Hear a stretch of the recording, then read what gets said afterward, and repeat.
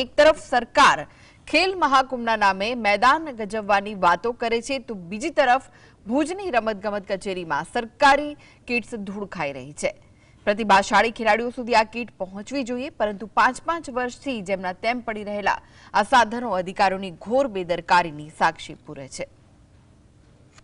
ગુજરાત સરકાર એક તરફ રમતગમતને પ્રોત્સાહન આપવા માટે ખેલ મહાકુંભ જેવા ભવ્ય આયોજનો કરીને ખેલાડીઓને મેદાનમાં ઉતારવા મથે છે, ત્યારે બીજી તરફ સરકારી બાબુઓની કામચોરી પ્રતિભાશાળી ખેલાડીઓના સપનાઓને મેદાનની બહાર ફેંકી રહી છે।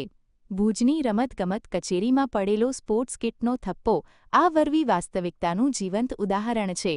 સ્વામી વિવેકાનંદ બિન નિવાસી પ્રતિભા સંવર્ધન કેન્દ્ર યોજના હેઠળ વર્ષો પહેલા ઉગતા ખેલાડીઓ માટે લાખો રૂપિયાના ખર્ચે મોંઘી સ્પોર્ટ્સ કિટ્સ ફાળવવામાં આવી હતી।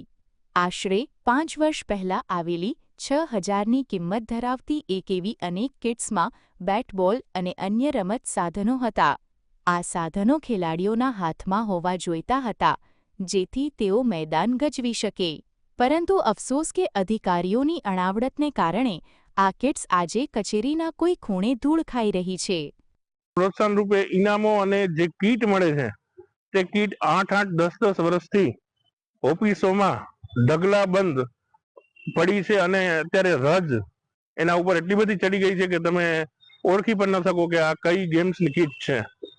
ખરેખર કચ્છના ખેલાડીઓને જો પૂરતું માર્ગદર્શન મળે અને પૂરતું પ્લેટફોર્મ મળે તો કચ્છ જિલ્લાની અંદર એટલું બધું ટેલેન્ટ છે કે જેની કોઈ સીમા નથી। સરકારી તંત્ર પાસે કદાચ એટલો સમય નથી કે તે યાદી ચકાસીને લાયક ખેલાડીઓને આ સાધનો પહોંચાડી શકે। કિટ્સ સડી જાય કે ઉધઈ ખાઈ જાય એ મંજૂર છે, પણ સમયસર વિતરણ થાય એ કદાચ સરકારી વ્યાખ્યામાં બેસતું નથી।